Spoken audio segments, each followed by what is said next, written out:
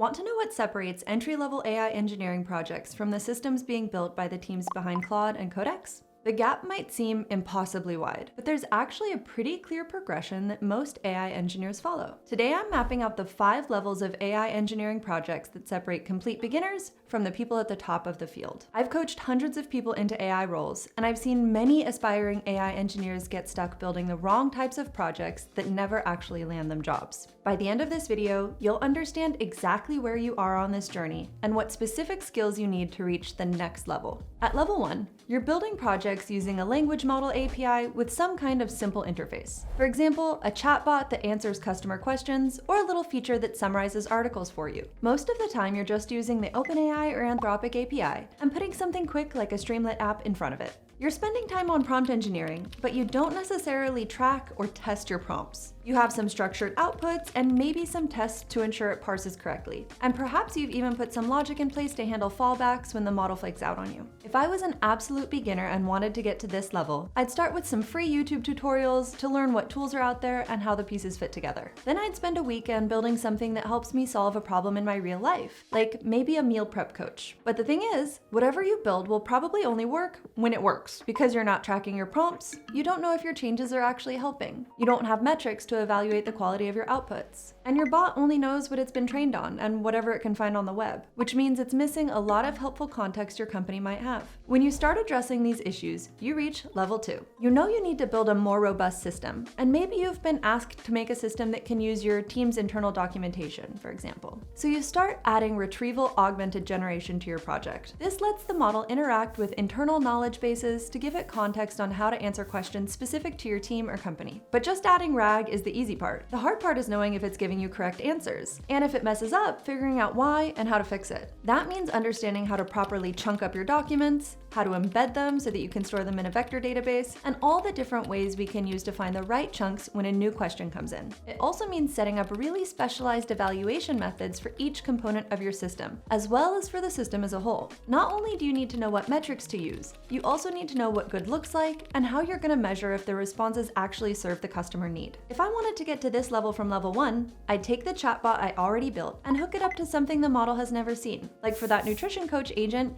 maybe I'd share my nutrition logs or favorite family recipes. Once you've perfected this, you'll have an AI system that's actually really useful. You'll be able to ask questions about your own data and get custom responses back. Not only that, you'll feel completely confident that you've built something useful and accurate, which is all great and good, but what happens when you want to go one step further and have the AI actually do something with that information? We'll turn to level 3 in just a moment, but if you're looking for a structured program that gives you the skills you need to become an AI engineer, I recommend checking out DataCamp's Associate AI Engineer for Developers track. I've partnered with them for this video because their curriculum can help you learn all the foundational skills required to succeed as an AI engineer in one place. You'll build projects like chatbots and semantic search engines, and learn tools like the OpenAI API, Hugging Face, LangChain, and Pinecone for vector embeddings. But what I really appreciate is that they include coverage of the operational layer that most courses skip, which is exactly what you need for the level 4 systems we'll talk about in a bit, the ones that pay north of $300,000 a year. The course was just updated in July, so it's super current, and there's also a certification program if you want it, the Associate AI Engineer for Developers cert. It's 2 timed theory exams at 2 hours each, plus a 4-hour practical where you build a small AI app end to end. The learning style is my favorite part because it's so hands-on. Studies show you only retain a fraction of what you passively consume, but when you're actively writing code and building things, that retention can jump close to 80 or 90%. DataCamp is built for this. There's a built-in browser IDE with a run test button that keeps momentum high, and their AI helper will nudge you if you're stuck. So if you want a structured way to develop a strong foundation to start building production systems, the link to the course is in the description. Once you start building more complex AI systems, the natural next step is that you would want your AI to be able to take action, not just answer questions. That takes us to level 3, AI agents. An agent is a model that can use tools and make decisions on its own. You give it a goal and it works in a loop, deciding what to do, taking actions, checking the result, and figuring out its next move over and over until the job is done. It can do things like search the web, call other APIs, run code, or update a database. What this looks like in practice might be a research agent that gathers information from dozens of sources and helps you write a brief, or maybe a customer support agent that looks up orders and processes customer requests on its own. In my opinion, this is the most fun stuff in AI engineering right now, but it's also some of the most dangerous. There's a reason this is the level many people never get past, because every bit of power that you give an AI agent is another opportunity for things to go very wrong. Back at level 2, an evaluation meant scoring a single answer, but now you're grading a whole bunch of different decisions. If the agent takes a wrong turn at any step, everything after that is built on that mistake. Not to mention, there are real consequences when your agent makes a mistake with your credit card, or your code, or your email. The stakes are inherently a lot higher. Once you can build an agent that handles all of that responsibly, you've got something that's actually really powerful. Your AI can go and complete full multi-step tasks for you, start to finish, saving you potentially hours of work. If I was making this move from level 2,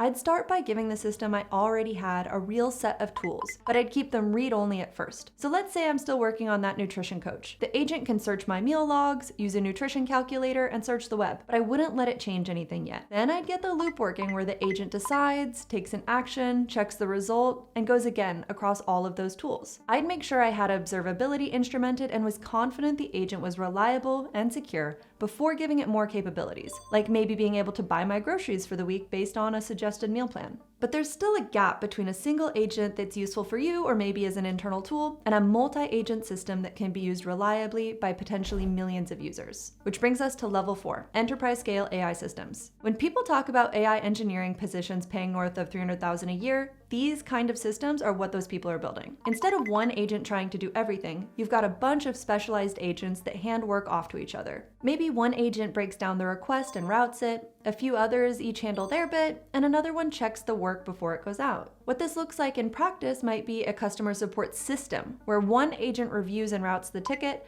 a billing agent and a technical agent handle their parts, and a final agent reviews the whole response before a customer ever sees it. All of this running for millions of people at the same time. Coordinating a team of agents is a whole different thing than running a single one. Every agent you add is another thing that can break, and one agent's mistake gets passed straight down to the next. And now it's live in front of real customers, where a bad response is public and potentially really expensive. So most of the real work at this level is everything around the agents. Interestingly, when researchers looked at the code behind Claude Code, the actual AI was just a little tiny sliver of it. Almost everything else was the scaffolding that keeps the whole thing running reliably. Beyond the stuff from all the previous levels like structured prompt engineering, RAG, and evaluation, this might be things like tracing, so you can see exactly what each agent did when something goes wrong, and add guardrails so nobody can trick your agent into leaking data. Not to mention keeping cost and latency under control. By the way, if you want to learn more about AI and tech careers without the hype, make sure to subscribe. So if I was making the jump from level 3, I'd split my nutrition coach into a small team. One agent that plans the meals, one that builds the grocery list and maybe even orders them for me, and a checker agent that reviews the plan before I see it. Then I'd try to break it on purpose, like feed the planner a fake ingredient and see if the checker actually catches it or just lets it go through.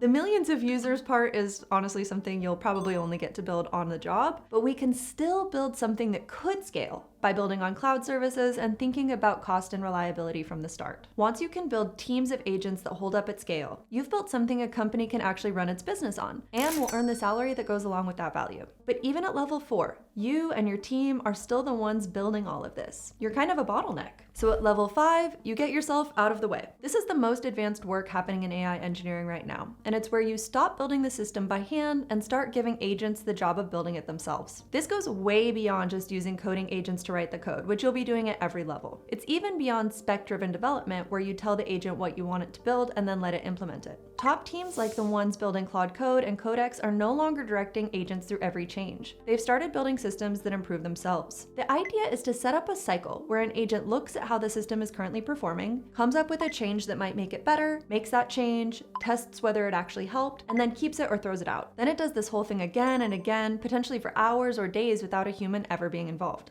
Andrej Karpathy ran a project where a single agent did around 700 experiments over 2 days completely on its own, and came back with 20 different ways to make model training faster. And Anthropic recently shared that most of the code getting merged into their own code base is now written by Claude, so it's basically starting to build itself. That whole cycle only works if the agent can correctly judge its own work over and over without anybody checking. And that turns out to be pretty hard to get right, because if your scoring is even a little bit off, the agent won't fix the product. It'll just find the flaw in your scoring and exploit it, racking up a great score, while the actual product gets worse in ways you might never have even thought to measure. So the skills at this level are pretty serious. You have to design an evaluation system that the agent can't cheat, and make sure its performance is tied to what actually makes the product good, so it can't just manipulate an easy number. You also need to instrument everything, because you can't watch it run live anymore, so you can only read the trail it leaves behind. And the last part is knowing exactly where a human does still need to be involved, because even the best teams in the world aren't completely hands-off. People still pick the problem, design the scoring, and approve what actually goes into production.